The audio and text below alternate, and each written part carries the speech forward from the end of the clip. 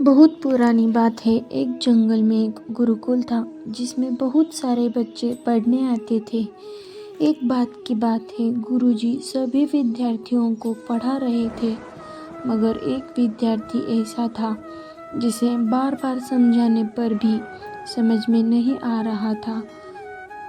गुरुजी को बहुत तेज से गुस्सा आया और उन्होंने उस विद्यार्थी से कहा, जरा अपनी हथेली तो दिखाओ बेटा। विद्यार्थी ने हथेली गुरुजी के आगे कर दी। हथेली देखकर गुरुजी बोले, बेटा तुम घर चले जाओ, आश्रम में रहकर अपना समय मत व्यर्थ करो, तुम्हारे भाग्य में विद्या नहीं है। शिष्य ने पूछा, क्यों गुरुजी? गुरुजी ने कहा, तुम्हारे हाथ में विद्या की रेखा नहीं है।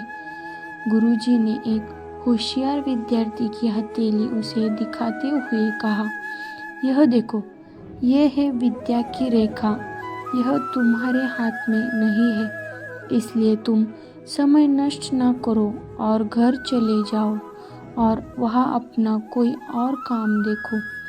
यह सुनने के बाद उस विद्यार्थी ने अपने जेब से एक चाकू निकाला, जिसका प्रयोग वह रोज सुबह अपनी दातून काटने के लिए करता था।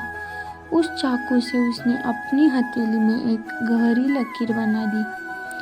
हाथ में से खून बहने लगा। तब वह गुरुजी से बोला, मैंने अपने हाथों में विद्या की रेखा बना ली है गुरुजी। यह देखकर गुरुजी द्रवित हो गए और उन्होंने उस विद्यार्थी को गले से लगा लिया। गुरुजी बोले, बेटा तुम्हें विद्या सीखने से कोई ताकत नहीं रोक सकती है। दृढ़ निश्चय और परिश्रम हाथ की रेखाओं को ही बदल देते हैं।